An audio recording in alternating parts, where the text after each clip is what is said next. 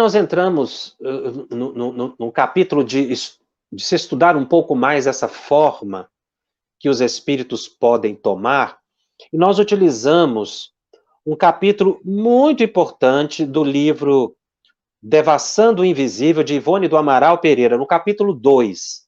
Ela faz uma pesquisa, porque Ivone era uma médium excepcional, mas ela era muito estudiosa, ela era pesquisadora também. Ela obtinha informações dos espíritos, mas ela buscava a fundamentação das percepções mediúnicas dela em Kardec e nos autores clássicos. Isso é um diferencial de Ivone. E ela diz isso no Devassando o Invisível. Ela realmente devassa o invisível nesse capítulo 2, explicando como ela percebia através da clarividência dela e da possibilidade dos espíritos se materializarem utilizando os fluidos dela diante dela mesma, no ambiente, como elas observavam. Nós trouxemos exatamente isso para ilustrar esse assunto, para que a gente tenha uma noção mais clara do que a gente diz, ou do que a gente entende ao se dizer que o espírito modifica a sua forma pela vontade.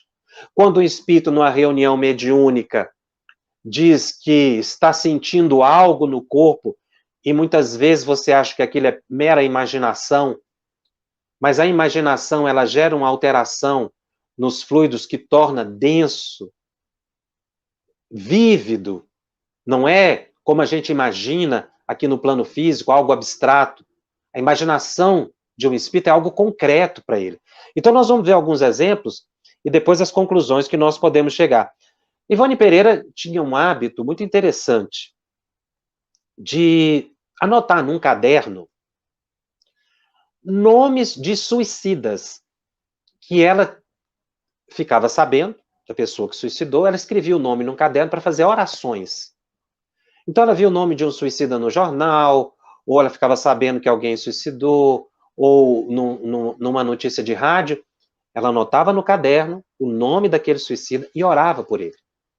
Então ela tinha um caderno, o caderno não era pequeno, que ela ia deixando aqueles nomes lá e continuamente fazia orações. Certa vez, ela narra nesse capítulo que eu estou mencionando, do Devassando o Invisível, aproxima-se dela um espírito. Eu vou ler para ser fiel à narrativa de Ivone, para nós vermos essa questão da forma perispiritual, a atuação da vontade sobre o espírito. Porque tem espírito que tem condição de atuar pela vontade, outros não, é o que a gente vai ver. O espírito chega para ela observou imediatamente que ele era um suicida, ele disse assim: chamo-me Joaquim, e meu nome está no seu caderno de apontamentos.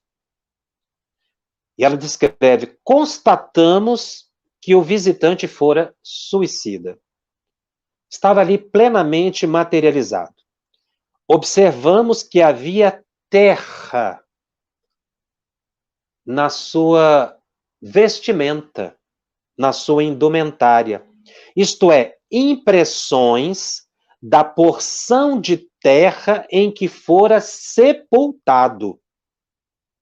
Assim como sua mente permanecia afeita, ligada ao vestuário que habitualmente usava quando vivo e com o qual fora também sepultado.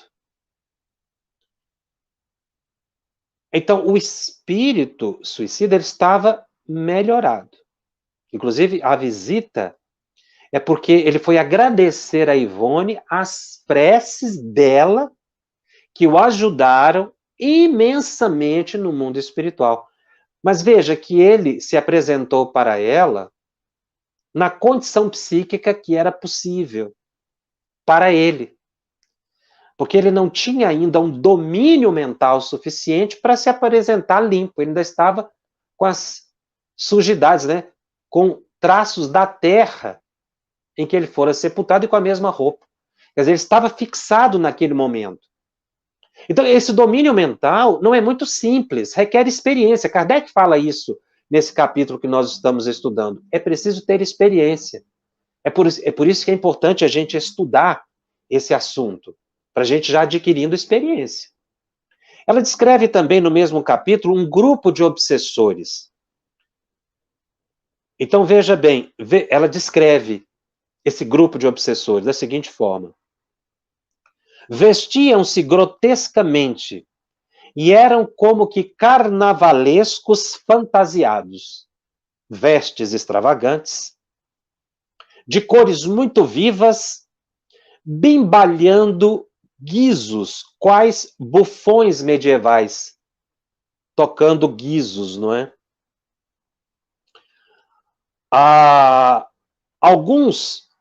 Algumas dessas vestimentas eram berrantemente listradas, outras aparentando blusões ou camisolões excessivamente grandes no corpo, enquanto outros desses espíritos apresentavam calções muito curtos e deixavam à mostra pernas muito finas, marmóreas, verdadeiros caniços. Outros já pernas muito grossas, revestidas de meias berrantes, tortas, deformadas, suas cabeleiras dir-se-iam postiças, excessivamente abundante, caindo em mantos pelas costas, pelos ombros, e às vezes até semi-ocultando o rosto.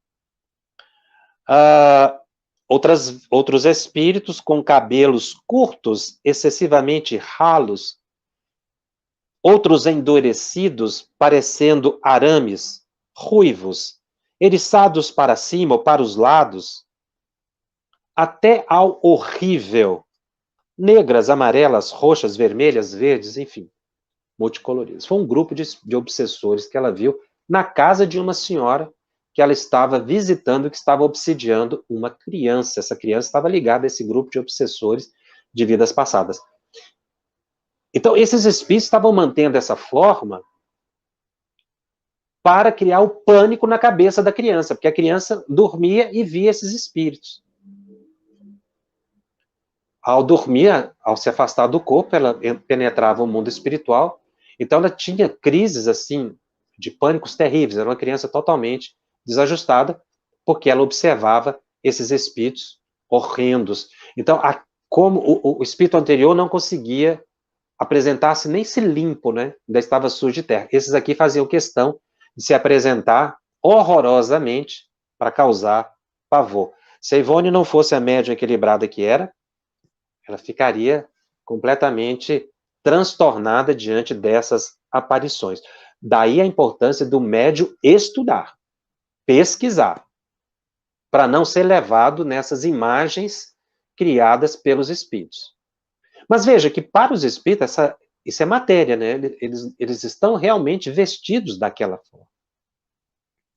Mas ela não descreve só o obsessor, não. Tem umas descrições lindíssimas aqui que eu trouxe para que a gente possa ver também que espíritos elevados também buscam indumentárias ou vestimentas belas, sublimadas, de acordo com a sua condição. Ela dizia que Charles, que era o seu mentor, que fora o seu pai em encarnação anterior, ele se vestia qual príncipe indiano, porque ele viveu na Índia, ele foi soberano na Índia, e então ele mantinha os trajes indianos. Ela se dizia, inclusive, que era ela pupila dessas falanges de espíritos indianos, querendo quase que dizer, ou afirmando mesmo que ela teria também tido uma existência na Índia.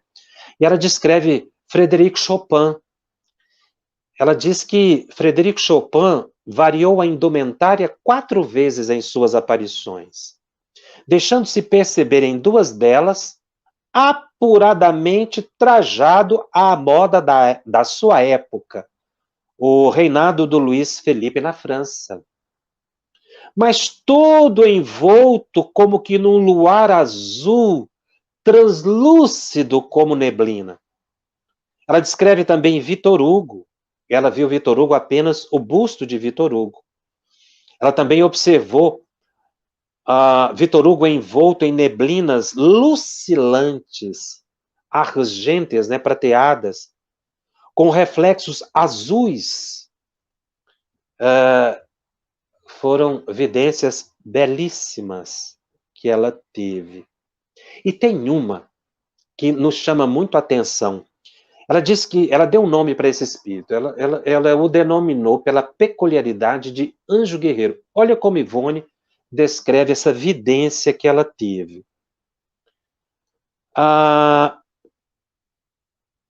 O anjo guerreiro, assim o denominamos, pelas particularidades do quadro que se deixou contemplar. Acreditamos tratar-se de algum integrante da Legião Protetora do Brasil ou do movimento espírita do Brasil.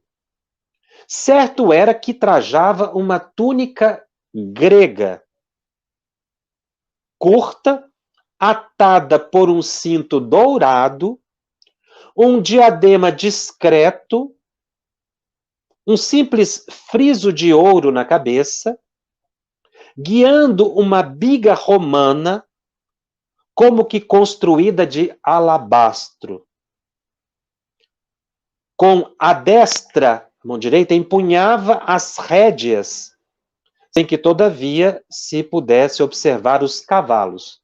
E com a sinistra, a mão esquerda, uma flâmula de grandes dimensões alvinitentes, onde se lia Salve Brasil imortal.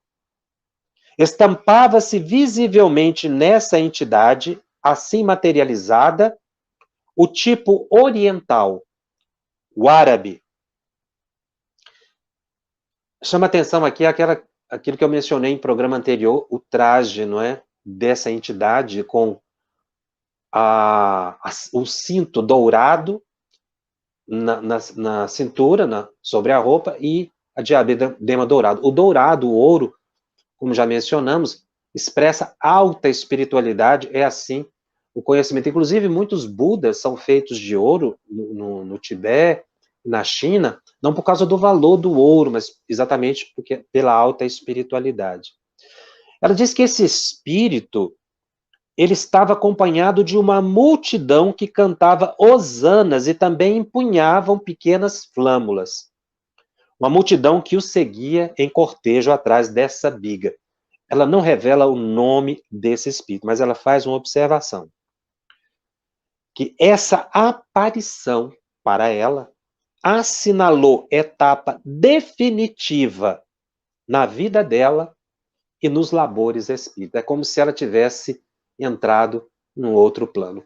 Obviamente, ela não diz aqui, mas deixa entender que era um espírito ligado à legião do espírito Ismael, que é o responsável pelos destinos espirituais do Brasil, como nós vemos no livro Brasil, Coração do Mundo, Pátria do Evangelho. Até porque ela faz a referência não só da ligação com a pátria, mas também o tipo oriental árabe. Porque Ismael deu origem à nação árabe. Ela descreve também dois espíritos assim, belíssimos, Bezerra de Menezes e Bittencourt Sampaio. Olha como é que ela via Dr. Bezerra de Menezes.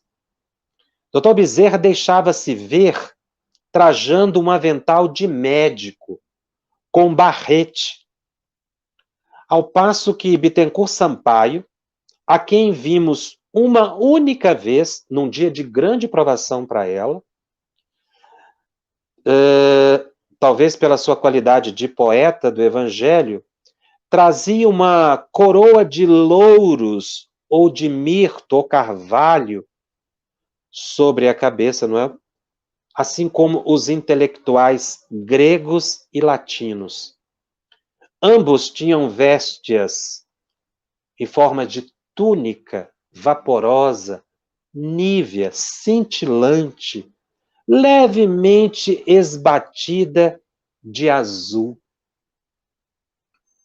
Então, Dona Ivone, ela tinha essa possibilidade de perceber um espectro variadíssimo de espíritos, e isso nos auxilia a entender a questão do domínio psíquico do espírito sobre o seu próprio perispírito. Ou seja, aquela questão que Kardec coloca da vontade. O espírito vai mudar sua forma à vontade. Mas ele fala antes, se ele tiver experiência para isso. E aí, Ivone Pereira tira 6 conclusões. A partir de uma pesquisa que ela fez em Allan Kardec, Leon Denis, Ernesto Bozano, William Crookes e outros. De pesquisa que ela fez, ela chegou à seguinte conclusão, que eu acho que sintetiza todo esse capítulo de Allan Kardec, a ação dos espíritos sobre a matéria, sobretudo sobre o perispírito. Primeiro, que a mente do espírito desencarnado cria para a sua configuração individual a indumentária que deseja, valendo-se de sua própria vontade, segundo o próprio gosto artístico, a necessidade, a singeleza dos hábitos, a humildade do caráter e o grau de elevação moral, mental e espiritual, pois o espírito possui liberdade e aptidões naturais para se conduzir. Então, essa é uma primeira conclusão. Realmente, o espírito pode dar a aparência que deseja. Uma categoria de espíritos, não são todos. É aí que nós vamos para a segunda conclusão que ela chega. Que a mente do desencarnado também poderá evocar os hábitos e usos passados, conservar as imagens dos trajes que preferiu, mesmo em existências remotas, e imprimi-las na sensibilidade plástica do perispírito.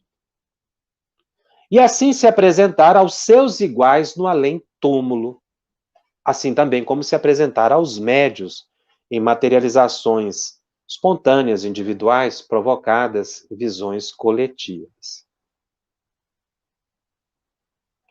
Então o espírito pode escolher, dentre as várias encarnações que ele teve, aquela que ele acha que deve se apresentar no mundo espiritual. E essa muitas vezes é aquele que poderá também aparecer numa reunião de materialização ou se apresentar para um vidente. Então o espírito pode escolher, de acordo com as diversas existências reencarnatórias. Terceiro, o espírito do recém-desencarnado, é isso que chama atenção, poderá padecer o fenômeno da repercussão vibratória. É uma expressão que ela utiliza. Repercussão vibratória. O que é isso?